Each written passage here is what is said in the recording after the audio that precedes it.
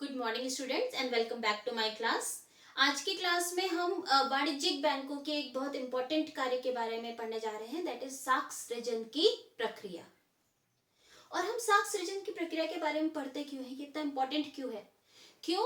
जैसे हमने पहले ही पढ़ा हुआ है कि जो अर्थव्यवस्था में मुद्रा पूर्ति होती है, जिसको हम एमएस से या मनी सप्लाई से डिनोट करते हैं, तो मुद्रा पूर्ति के दो घटक होते हैं। एक तो होता है सीओ होता है करेंसी विद पब्लिक, लोगों के हाथ में मुद्रा, और दूसरा होता है डीडी। ये क्या है? वाणिज्यिक बैंकों की शुद्ध मांग जमाएं। ये शुद्ध मांग जमाओं का मतलब है जनता ने जो पैसे वाणिज्यिक बैंकों के पास रखे हैं, वो जो अकाउंट्स हैं वो शुद्ध मांग जमाओं के अंतर्गत आते हैं।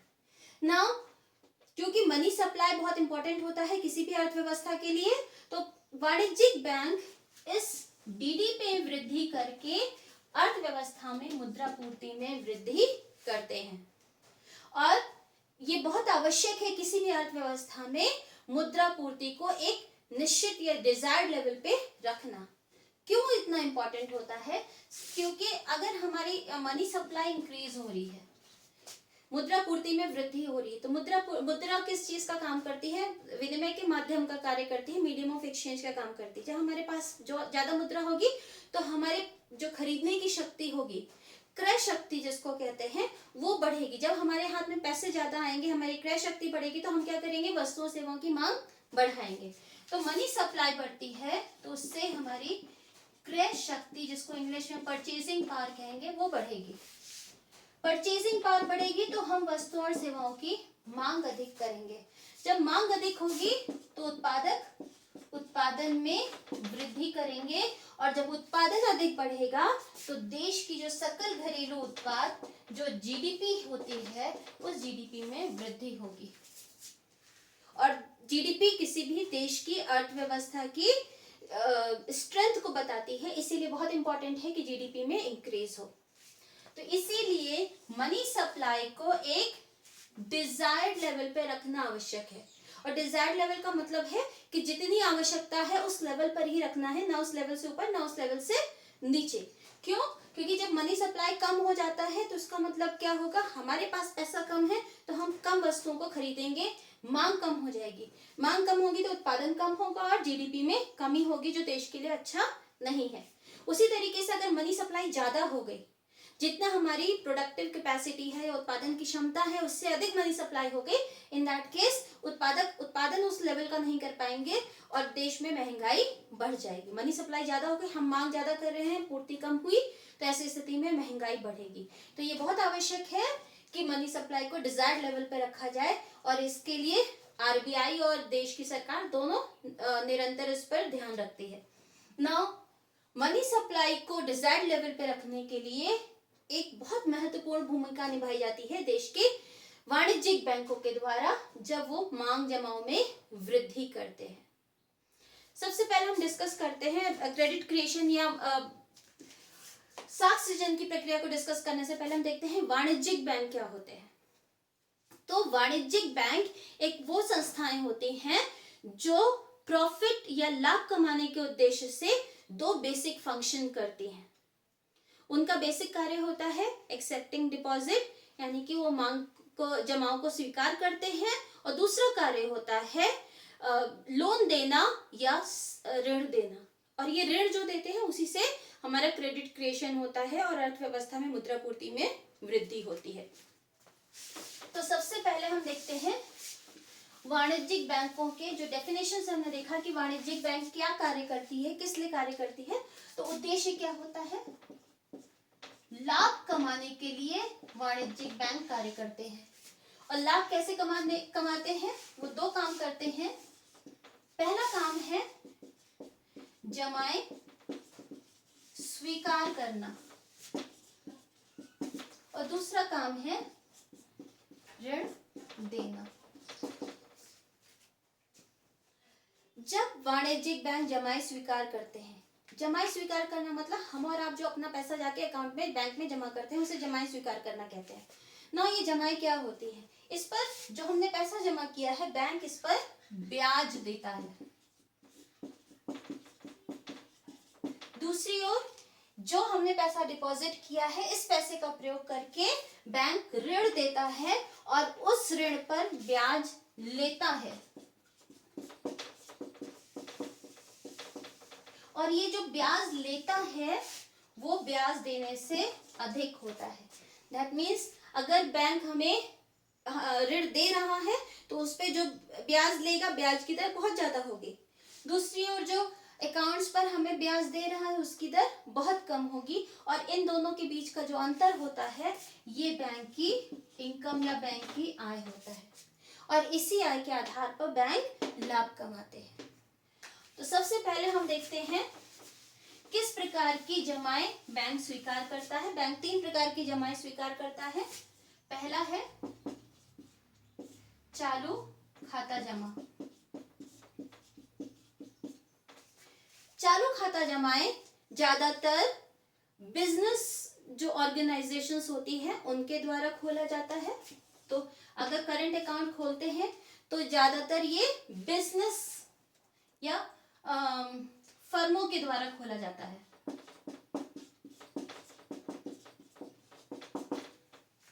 इसमें जो सौदों की संख्या होती है कि कितनी बार आप पैसा उसमें जमा कर रहे हो, कितनी बार पैसा निकाल रहे हैं, ये सौदों की संख्या असीमित होती है। दैट मीन्स आप दिन में जितना चाहें उतनी पैसा निकाल सकते हैं और जितनी बार चाहें उतनी बार पैसा जमा किया जा सकता है। क्योंकि अगर आप एक व्यापार कर रहे हैं तो दिन में आपको कई बार भुगतान भी करना होगा, कई बार आपके अकाउंट में पैसे प्राप्ति के रूप में भी आएंगे। तो इसीलिए इसमें जो सौदे होते हैं उसकी जो संख्या होती है वो असीमित होती है। इसमें से पैसे निकालने के लिए एटीएम प्लस चेक की सुविधा प्रदान की जाती है। हम एटीएम भी अकाउंट होल्डर्स को मिलता है कि वो एटीएम से भी पैसा निकाल सकते हैं और चेक के रूप के द्वारा भी भुगतान कर सकते हैं। इसमें कोई इंटरेस्ट नहीं पे किया जाता है, क्योंकि बैंक कभी भी इस पैसे को लोन देने के लिए यूज नहीं कर सकता, क्योंकि बैंक में जो अकाउंट होल्डर है वो कभी भी पैसा निकाल सकता है और पूरा का पूरा पैसा निकाल सकता है। तो इसलिए इस पर कोई इंटरेस्ट नहीं मिलता है, बल्कि एक बैंक को एक शुल्क लेता है। इस अकाउंट को चलाने के लिए कंज्यूमर की तरफ से, अकाउंट होल्डर की तरफ से भुगतान करने और प्राप्ति को प्राप्त करने के लिए वो सालाना शुल्क होता है। तो इस तरह से चालू खाता जमाएं होती है। इन्हें मांग जमा, शुद्ध मांग जमा भी होती है। क्यों? क्योंकि इसमें से जो खाता धारक है या जमा करता है वो जब चाहे उस पैसे को निकाल सकता है। दूसरी तरीके का खाता होता है बचत खाता। बचत खाता मुख्यतः व्यक्तियों के द्वारा खोला जाता है। जैसे चालू खाता फर्मों के द्वारा खोला जाता था, इस तरीके से जो बचत खाता है वो व्यक्तियों के द्वारा खोला जाता है, तो वैयक्तिक होता है। दूसरा, इसमें ट्रांजैक्शंस की संख्या सीमित होती है। दैट मीन्स एक जो केंद्रीय बैंक है, आरबीआई है, वो एक कैप लगा देता है कि हम इससे ज्यादा पैसा नहीं निकाल सकते हैं, और इसमें आरबीआई निरंतर चेंज करता रहता है। तो फिलहाल इसमें जो चेंजेस होते हैं वो आरबीआई बैंकों को नोटिफाई कर देता है, जिससे लोगों को भी पता चलता है। तो इसमें जो सौदों की संख्या होती है, जो ट्रांजैक्शंस होते हैं, ट्रांजैक्शन मतलब ये सौदे मतलब कितनी बार हम पैसा निकाल रहे हो, कितनी बार हम जमा कर रहे हैं, वो सीमित होती है। और क्योंकि इसमें विड्रॉल्स पर एक कैप होता है जिसमें हम बहुत अनलिमिटेड पैसा नहीं निकाल सकते हैं, तो इसीलिए बैंक इस अकाउंट में डिपॉजिटेड मनी को ऋण देने के लिए प्रयोग कर सकता है, और इसीलिए बैंक इस अकाउंट पर ब्याज प्रदान करता है। इस अकाउंट पर भी एटीएम प्लस चेक की सुविधा उपलब्ध होती है। दैट मीन्स हम अपने अकाउंट से एटीएम से भी पैसे निकाल सकते हैं और हम चेक से भी पेमेंट कर सकते हैं। तीसरे तरीके का जो जमाएं स्वीकार करता है बैंक, वो होता है फिक्स्ड डिपॉजिट, जिसको सावधि जमा कहते हैं। फिक्स्ड डिपॉजिट में जो पैसा है वो एक निश्चित समयावधि के लिए जमा किया जाता है। तो जो मुद्रा निश्चित समयावधि के लिए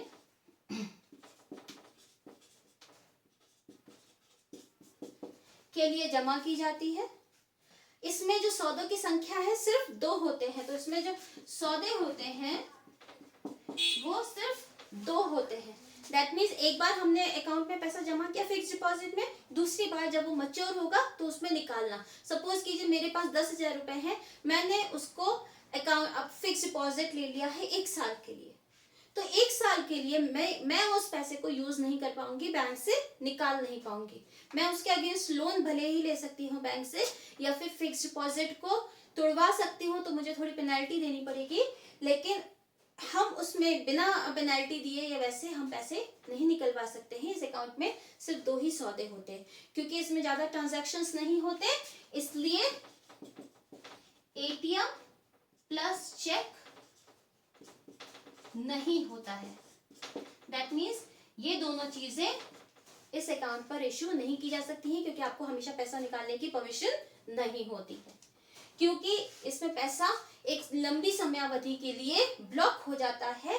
इसलिए इस पैसे को, इस मुद्रा को बैंक आराम से ऋण के रूप में दे सकता है, इसीलिए इस पे ब्याज देता है बैंक। और ये जो ब्याज की दर होती है वो सर्वाधिक होती है। इसकी जो ब्याज की दर है वो बचत खाते की ब्याज की दर से अधिक होती है, क्योंकि पैसा इसमें, हाँ, जो खाता जमा करता होता है वो पैसे को नहीं निकाल सकता है, बैंक उसको फ्रीली यूज कर सकता है ऋण देने के लिए, इसीलिए इस पर ब्याज की दर अधिक होती है। तो इस प्रकार से ये 3 प्रकार की जमाएं होती हैं जो बैंक स्वीकार करता है। अब हम देखते हैं बैंक कितने प्रकार के जो ऋण होते हैं वो बैंक देता है। पहला लोन होता है डिमांड लोन। डिमांड लोन वो लोन होते हैं जिन्हें कभी भी बैंक के द्वारा वापस मांगा जा सकता है। डिमांड करने का मतलब होता है मांगना। तो बैंक क्या कर सकता है, इस प्रकार के लोन को कभी भी वापस मांग सकता है। ये लोन अधिकतर फर्मों के द्वारा, जो बिजनेस ऑर्गेनाइजेशंस होती है उनके द्वारा लिया जाता है। शॉर्ट टर्म लिक्विडिटी की प्रॉब्लम जब आती है, यानी कि थोड़े समय के लिए अगर हमें पैसा चाहिए होता है किसी फर्म को, तो फिर वो डिमांड लोन ले सकते हैं। लेकिन इसमें एक ही बुराई होती है कि इस पैसे को जिस समय भी बैंक चाहेगा मांग सकता है वापस और इसे देना पड़ेगा। नेक्स्ट तरह का लोन होता है ओवरड्राफ्ट।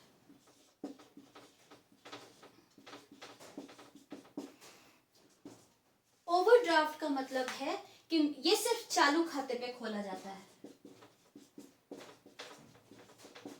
मान लीजिए मेरा एक अकाउंट है, मेरे अकाउंट में 50,000 रुपए हैं।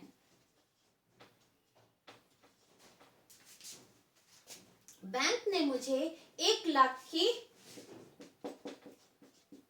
सैंक्शन की है, लिमिट ओवरड्राफ्ट की। ओवरड्राफ्ट में क्या होता है, बैंक एक लिमिट सैंक्शन कर देता है कि अगर आपके अकाउंट में पैसे बिल्कुल 0 हो जाते हैं तो उस 0 के ऊपर आप कितने पैसे निकाल सकते हैं। मान लीजिए मेरे अकाउंट में 50,000 ही मैंने जमा किए हैं, इसके अलावा मेरा अपना पैसा नहीं है, मुझे किसी को पेमेंट करना है 1.5 लाख रुपए, तो क्या होगा, ये ओवरड्राफ्ट वाला 1 लाख प्लस 50,000 मेरे अकाउंट का, तो मैं अधिकारी हूं 1,50,000 पूरा का पूरा निकालने के लिए। जरूरी नहीं है कि मैं पूरा का पूरा 1 लाख रुपए निकालूं, अगर मुझे 60,000 का पेमेंट करना है तो मैं इसमें से 10,000 ही निकाल सकती हूँ। अगर मुझे किसी को 60,000 का पेमेंट करना है तो मैंने यहाँ से 10,000 निकाला प्लस 50,000 मेरा है, तो मैंने पेमेंट किया 60,000। इन दैट केस मेरे ओवरड्राफ्ट में अभी भी लिमिट बची रहेगी 90,000 की। तो ओवरड्राफ्ट में जितना पैसा हम निकालेंगे अपनी जमा के ऊपर, उस पर हमें ब्याज देना पड़ेगा। जैसे अगर यहाँ पे हमने पूरा का पूरा 1 लाख रुपए निकाल लिया है तो हमें पूरे 1 लाख रुपए पर रोज के हिसाब से ब्याज देना पड़ेगा। अगर हमने पूरा पैसा नहीं निकाला, सिर्फ 10,000 रुपए निकाले हैं, तो हमें 10,000 पर रोज के हिसाब से ब्याज देना पड़ेगा। और जिस दिन ये पैसा हमने वापस जमा कर दिया, उस दिन से हमारा उस पर ब्याज लगना बंद हो जाएगा। तो ओवरड्राफ्ट का जिसके पास ये ज्यादातर बिजनेस के लिए होता है, क्योंकि बिजनेस ऑर्गेनाइजेशन ही चालू खाता खोलती है, और चालू खाते पर ही बैंक उनकी जो एसेट्स होती है, उनकी जो परिसंपत्तियां होती हैं, उनके आधार पर इनकी ओवरड्राफ्ट लिमिट को सैंक्शन कर देता है। क्योंकि कई बार होता है बिजनेस जो पर्सन्स होते हैं, उनके अकाउंट में पैसे खत्म हो जाते हैं और उन्हें भुगतान करना होता है, तो इस तरीके से बैंक उन्हें ओवरड्राफ्ट फैसिलिटी प्रदान करता है। तीसरा होता है कैश क्रेडिट।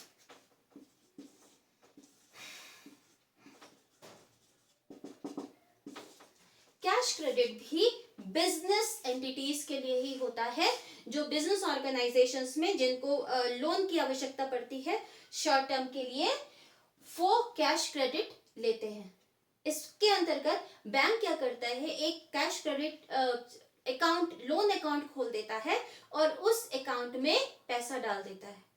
उदाहरण के लिए मेरी फर्म है, XYZ फर्म है, मैंने बैंक से 1 लाख रुपए लोन के रूप में लिए, तो बैंक क्या करेगा, मेरा एक लोन अकाउंट खोल देगा और इसमें 1 लाख रुपए, क्योंकि मुझे आवश्यकता 1 लाख रुपए की थी, ये पूरा का पूरा 1 लाख रुपए उसमें ट्रांसफर कर देगा। अब मैं जब चाहूं या तो पूरा का पूरा 1 लाख रुपए निकाल लो, या फिर 1 लाख रुपए में के नीचे की कोई भी वैल्यू निकाल लो। अगर मुझे 50,000 की जरूरत है तो मैं इस लोन अकाउंट से 50,000 निकाल सकती हूँ। जितना रुपया मैं निकालूंगी उतने पर मुझे ब्याज देनी पड़ेगी। अगर मैंने 50,000 निकाला तो मुझे 50,000 पर ब्याज देना है, मैंने 60,000 निकाला तो मैंने 60,000 पर ब्याज दिया। तो कैश क्रेडिट भी एक तरीके का लोन होता है, जिसमें लोन अकाउंट खोल दिया जाता है और हमारी लिमिट सैंक्शन कर दी जाती है, उस लिमिट तक हम कितना भी पैसा निकाल सकते हैं। चौथे तरीके का होता है टर्म लोन। टर्म लोन एक फिक्स्ड अमाउंट, फिक्स्ड टेन्योर के लिए, एक निश्चित रकम होती है जो निश्चित समय सीमा के लिए दी जाती है, और जब लोन का भुगतान किया जाता है वो इजी मंथली इंस्टॉलमेंट या EMI के रूप में उस लोन का भुगतान किया जाता है। ये 3 प्रकार का होता है। पहला होता है शॉर्ट टर्म, यानी कि अल्पकालीन, मैं हिंदी में ही लिख दूं उसको, अल्पकालीन ऋण।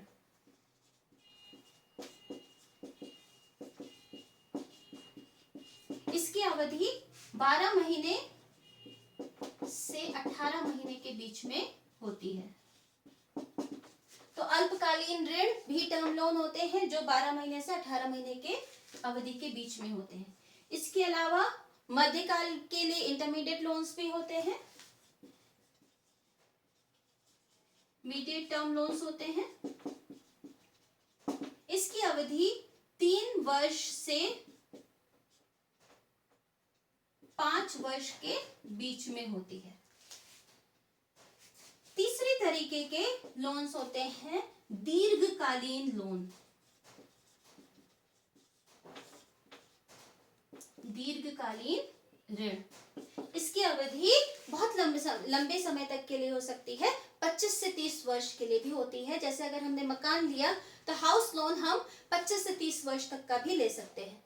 बिजनेस ऑर्गेनाइजेशंस भी अक्सर अपनी नई यूनिट को स्टैब्लिश करने के लिए भी लॉन्ग टर्म लोन्स लेती हैं। अगर नई मशीन्स खरीदनी है, नई बिल्डिंग्स वगैरह बनानी है, तो भी ये लोन लेते हैं।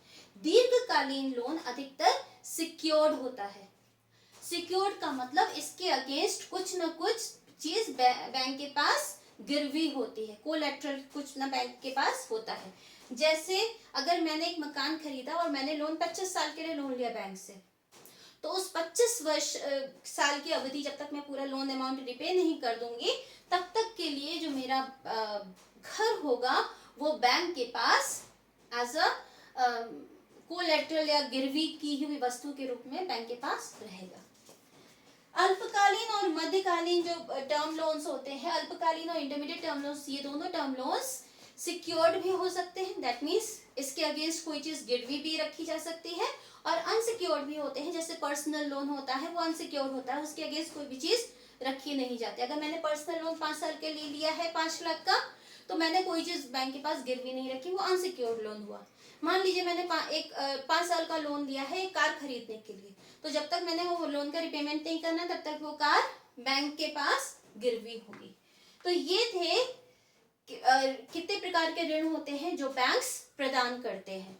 इन ऋण के आधार पर ही, ये जितना ऋण देते हैं ये सारे ऋण के आधार पर ही बैंक साख सृजन करता है और अर्थव्यवस्था में मुद्रापूर्ति में वृद्धि करता है। अब हम देखते हैं बैंक्स किस प्रकार से साख सृजन करता है। तो साख सृजन की प्रक्रिया के द्वारा साख सृजन होता क्या है?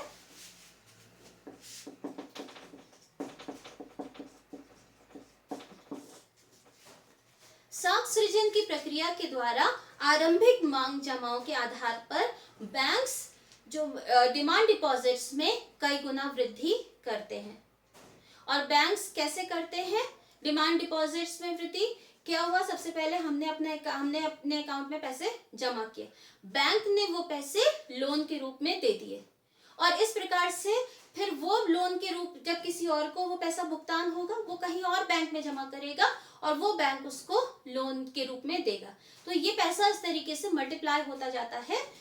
तो साख सृजन की प्रक्रिया के द्वारा इसी प्रकार से अर्थव्यवस्था में मुद्रापूर्ति में वृद्धि होती है। अब जब बैंक क्या करता है, लोन देता है या ऋण देता है, तो ऋण वो कैश के रूप में नहीं देता है। जब ऋण देगा तो एक नया डिमांड डिपॉजिट या अकाउंट जो है वो खोल दिया जाएगा, और जितने मान लीजिए 100 रुपए का ऋण दिया तो डिमांड डिपॉजिट में 100 रुपए का अकाउंट खुल जाएगा।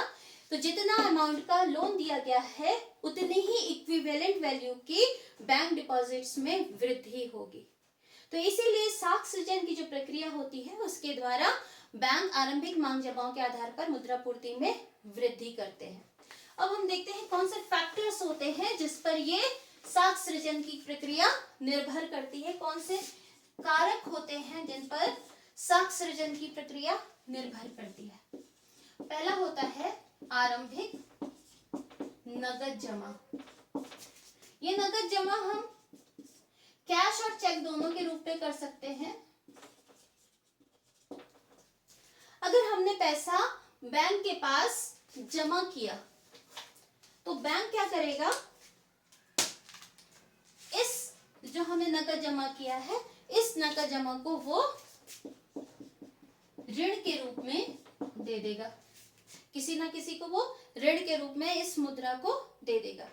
लेकिन जितना हमने डिपॉजिट किया है वो पूरा अमाउंट ऋण के रूप में देने के लिए बैंक ऑथराइज नहीं होता है, बल्कि बैंक को उसका एक भाग अलग से कैश के रूप में, नगद रूप में रिजर्व में आरक्षित रखना होता है। इसे बोलते हैं लीगल रिजर्व रेशियो या वैधानिक आरक्षित अनुपात। वैधानिक आरक्षित अनुपात का अर्थ है कि इतना जो भी वैल्यू होगी इस वैधानिक आरक्षित अनुपात की, उस वैल्यू को बैंक्स ऋण के रूप में नहीं दे पाएंगे, बल्कि वो पैसा उन्हें अलग रखना होगा और बाकी बचा हुआ अमाउंट वो ऋण के रूप में दे सकते हैं। मान लीजिए उदाहरण के लिए मैंने 100 रुपए बैंक में जमा किए, 100 रुपए में से मुझे 20 रुपए अलग रखने हैं, तो लोन के रूप में कितना दिया जा सकता है, सिर्फ 80 रुपए। तो वैधानिक आरक्षित अनुपात वो वैल्यू होती है जिससे बैंक्स को अलग रखना होता है, वो बैंक को, वो लोगों को लोन के रूप में नहीं दे सकते हैं।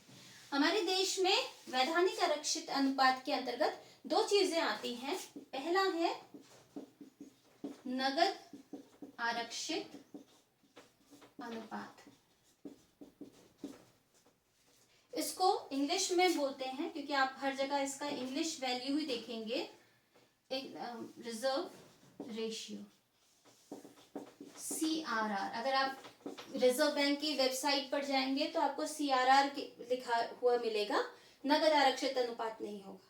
तो आपको वैल्यू पता होना चाहिए कि नकद आरक्षित अनुपात को इंग्लिश में क्या कहते हैं, that is cash reserve ratio. इसे CRR कहते हैं। एट प्रेजेंट ये 3% है, अगर आप RBI की वेबसाइट पर आज जाकर देखेंगे तो। नकद आरक्षित अनुपात का अर्थ है कि जितना भी पैसा कैश के रूप में बैंक्स के पास जमा हुआ है, बैंकों के पास जितना पैसा जमा हुआ है उसका कुछ प्रतिशत उन्हें नकद रूप में RBI के पास रखना होता है, इसे नकद आरक्षित अनुपात कहते हैं। तो मान लीजिए सेम उदाहरण, 100 रुपए डिपॉजिट हुए बैंक में। अब बैंक इस 100 रुपए को डिपॉजिट को ऋण के रूप में नहीं दे सकता है, बल्कि उसको 3%, 100 रुपए का 3% हुआ 3 रुपए। ये 3 रुपए उसे RBI के पास नकद रूप में रखने होंगे। दूसरा होता है नकद आरक्षित अनुपात के बाद नेक्स्ट है वैधानिक तरलता अनुपात। वैधानिक तरलता अनुपात, इंग्लिश में इसको बोलते हैं स्टैट्यूटरी लिक्विडिटी रेशियो। इसका शॉर्ट फॉर्म है SLR। अगर आप वेबसाइट पे जाएंगे RBI के तो वो SLR गिवन होगा, वहां पे इसकी वैल्यू आज है 18%। Statutory liquidity ratio that is वैधानिक तरलता अनुपात वाणिज्यिक बैंकों की मांग जमाओं का वह प्रतिशत होता है जिसे उन्हें अपने पास तरल रूप में रखना होता है। वैधानिक नकद आरक्षित में तो वो नकद रूप में यानी कैश में रखना होता था, करेंसी में। ये करेंसी में जरूरी नहीं है, तरल रूप में रखना होता है। तरल रूप में 3 चीजें आ जाती हैं, एक कैश नकद तो है ही, साथ में गोल्ड और सरकारी प्रतिभूतियां। तो ये इन्हें बैंक्स को अपने पास रखना होता है। और क्यों रखना होता है? जब हम अपने पैसे को बैंक्स के पास जमा करते हैं, क्योंकि वो मांग जमाए हैं, वर्ड से क्लियर है कि हम उस पैसे वो जमाए हम कभी भी मांग सकते हैं बैंक से। तो मांग जमाओं को वापस लेने के लिए अगर हम बैंकों के पास पहुंचे तो बैंक को वो पैसा हमें देना होगा। लेकिन जितने भी डिपॉजिटर्स होते हैं सारे के सारे एक साथ बैंक के पास पैसा लेने के लिए नहीं पहुंचते हैं, बल्कि कुछ प्रतिशत पैसा ही निकाला जाता है। तो ये एक्सपीरियंस के बेसिस पर ये वैल्यू RBI डिसाइड करता है कि बैंकों को कितनी मुद्रा अपने पास कैश के रूप में रखनी होती है। तो यहाँ पे आज वैल्यू है 18%। ये एज अ कंस्ट्रेंट काम करता है साख सृजन की प्रक्रिया पर। दैट मीन्स एक कैप लगा देता है कि इससे ज्यादा साख सृजन की प्रक्रिया पॉसिबल नहीं है। कैसे? मान लीजिए हमारा 100 रुपए डिपॉजिट हुआ, ये क्या है, हमने जमा किया 100 रुपए। वैधानिक तरलता अनुपात कितना है? 3%, 18% और नकद आरक्षित अनुपात है 3%। दोनों वैल्यू टोटल हो जाएगी तो वैल्यू आएगी ₹21। 21 कितना है? 21 बैंकों को आरक्षित रखना होता है, इसे ऋण के रूप में नहीं दे सकते हैं। तो फिर ऋण कितना दिया उन्होंने? ऋण दिया रुपए, 100 में से हम 21 रुपए माइनस करेंगे, वैल्यू आएगी हमारी 79। तो ऋण की राशि कितनी हुई? 79।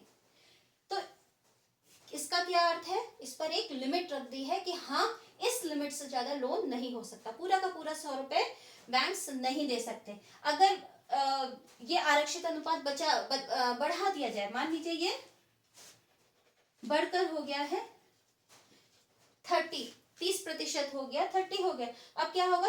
100 में से बैंकों को 30 रुपए अलग रखने पड़ेंगे, ऋण के रूप में सिर्फ 70 रुपए ही दे पाएंगे। तो जितना अधिक वैधानिक आरक्षित अनुपात होगा उतना ही कम साख सृजन की प्रक्रिया होगी, उतना ही कम साख सृजित होगा, तो और मुद्रा पूर्ति में उतनी ही कम वृद्धि होगी। तीसरा फैक्टर है जिस पर साख सृजन की प्रक्रिया निर्भर करती है, तीसरा फैक्टर है साख गुणक। इंग्लिश में इसको क्रेडिट मल्टीप्लायर भी कहते हैं।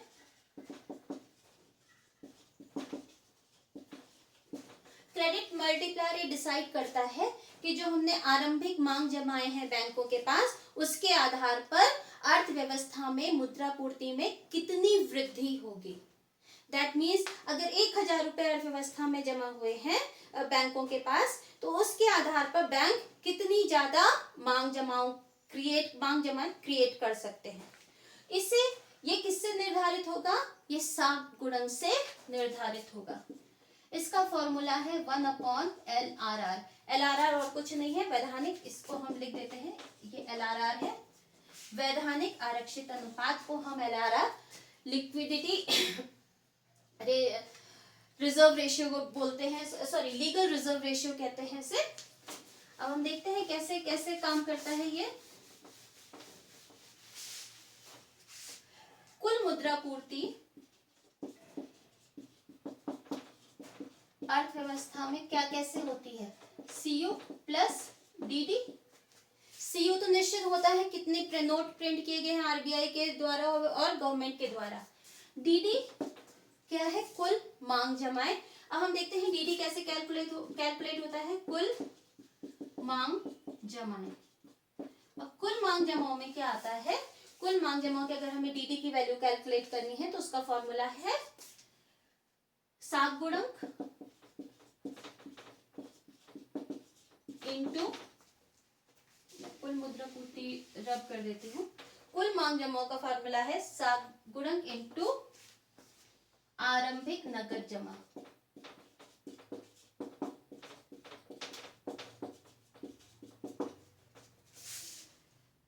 मान लीजिए हमें 20% अलग रखना है, LRR की वैल्यू मान लीजिए 20% है, तो इन दैट, या साख गुणक की वैल्यू हम देख लेते हैं। अगर हमारी क्रेडिट मल्टीप्लायर की वैल्यू इस समय 5 है और आरंभिक मांग जमा कितनी है, 1000 है, इसके बेसिस पर हम देख सकते हैं कि कुल मांग जमाएं कितनी है।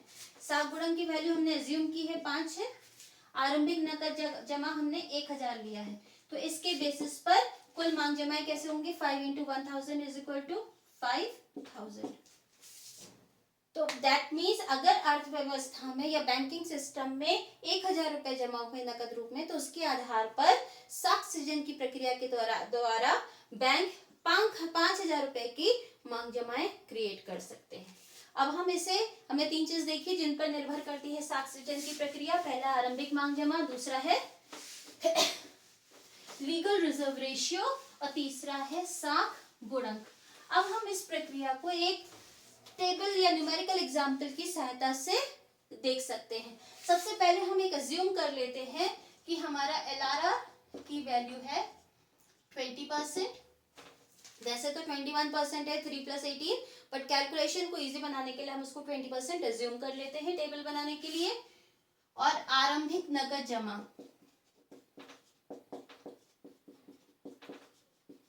की वैल्यू है 1000। अब हम यहाँ पे एक टेबल बना के देखते हैं। पहला है, हम राउंड इंग्लिश में ही लिख देते हैं। इसके बाद मांग जमाएं, मांग जमा मतलब जो अकाउंट बैंक के पास खुला हुआ है। यहाँ पे अधिशेष राशि, अधिशेष राशि वो राशि होती है जिससे बैंक ऋण दे सकते हैं, तो ऋण देने योग्य राशि होती है। और नेक्स्ट कॉलम में आरक्षित जमा,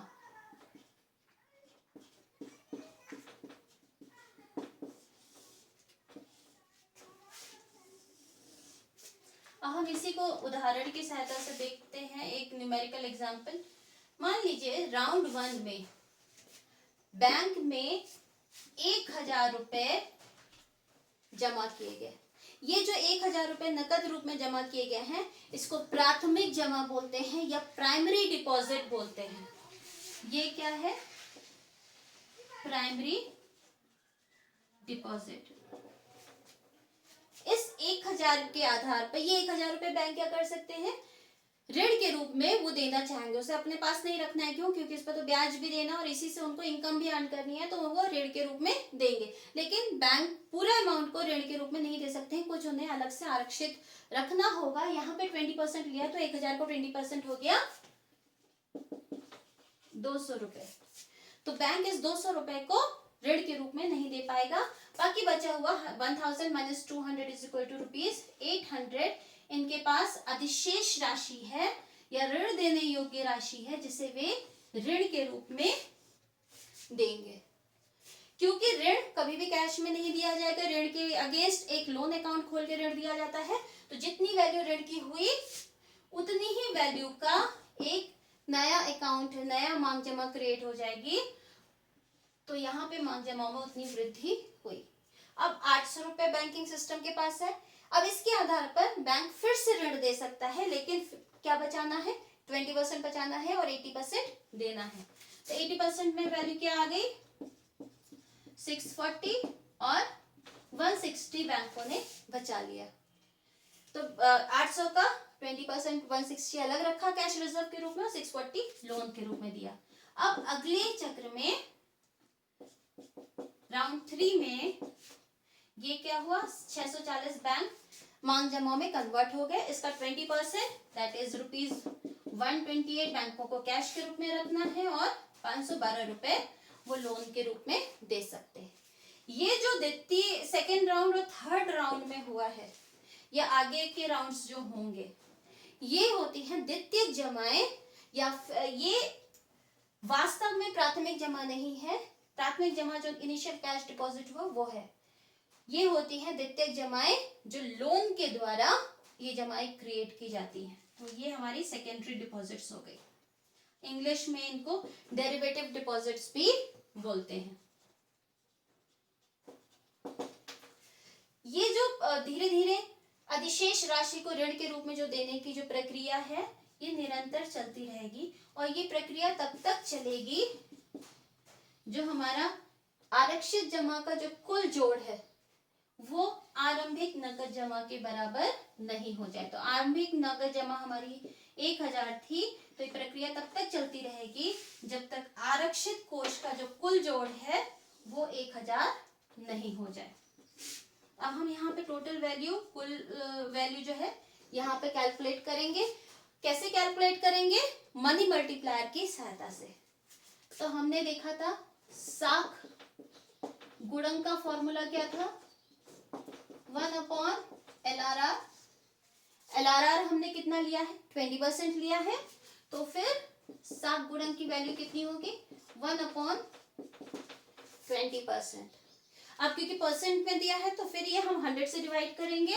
तो फिर साख गुणक is equal to 1/20 divided by 100। इसको हम आगे लिख सकते हैं, उल्टा कर देंगे, 100 डिवाइडेड बाय 20, वैल्यू आई साख गुणक की 100 divided by 20 is equal to 5।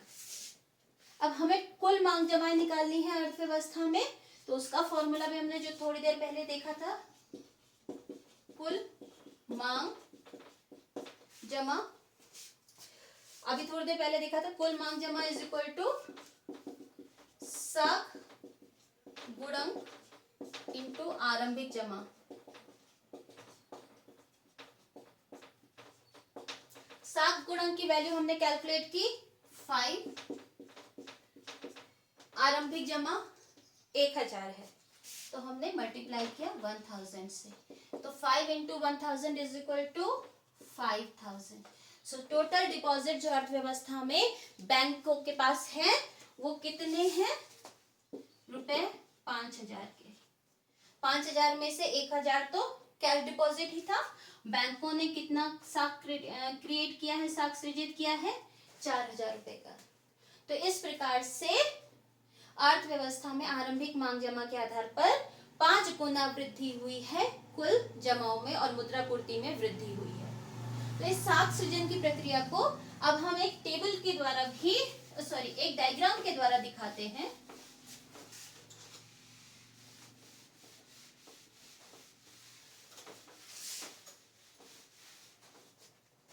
एक ग्लास जैसा डायग्राम बनता है,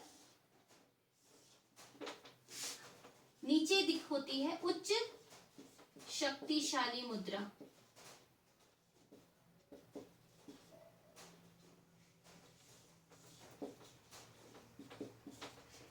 इंग्लिश में कहते हैं हाई पावर्ड मनी। हमारे देश में इसे M0 से डिनोट करते हैं। हाई पावर्ड मनी अर्थव्यवस्था में वो मनी होता है जो से आरबीआई और बैंकों ने आरबीआई और सरकार ने बनाया होता है, अर्थात नोट और सिक्के। अब एक उदाहरण लेते हैं। हमें पता है जो टोटल मनी सप्लाई होता है उसमें क्या होता है, CU प्लस DD। तो यहाँ पे मान लीजिए 100 रुपए लोगों के पास था CU के रूप में और 1000 रुपए बैंकों के पास जमा किया गया DD के रूप में। टोटल अर्थव्यवस्था में हाई पावर्ड मनी मान लीजिए रुपए 1100 थी। तो 1100 रुपए उच्च शक्तिशाली मुद्रा थी, जिसमें से 100 तो लोगों के पास currency in circulation, currency held by public के रूप में लोगों के हाथ में थी, और वो मुद्रा जितनी यहाँ थी उतनी ही इस लेवल पे भी होगी, क्योंकि लोगों के पास 100 रुपए थे, वो 100 रुपए 100 के 100 ही रहेंगे, लोग उसमें वृद्धि नहीं कर सकते हैं। दूसरी ओर बैंकों के पास जो 1000 रुपए जमा हुए, बैंक ने उसके आधार पर साख सृजन किया। अब वो मांग जमाएं बढ़कर DD बढ़ के फिर कितना हो गया 1800, पहले उसमें 800 हुआ था। इस प्रकार से ये DD निरंतर बढ़ते बढ़ते लास्ट में 5000 हो गया। तो ओवरऑल देखिए अर्थव्यवस्था में मुद्रा पूर्ति पहले जब आरंभ में कितनी थी 1100, अब ये बढ़कर हो गई है, यहाँ पे 100 का 100 रहा, 5000 यहाँ बढ़ गया। तो कुल मुद्रा पूर्ति कितनी हुई अर्थव्यवस्था में, is equal to 100 plus 5000 is equal to 5100। तो ओवरऑल साख सृजन की जो वाणिज्यिक बैंकों के साख सृजन की प्रक्रिया थी, उसके द्वारा अर्थव्यवस्था में मुद्रा पूर्ति में कई गुना वृद्धि हुई। तो इस प्रकार से ये बहुत महत्वपूर्ण भूमिका निभाते हैं वाणिज्यिक बैंक मुद्रा पूर्ति में वृद्धि करके। आज की क्लास में इतना ही। Thank you so much.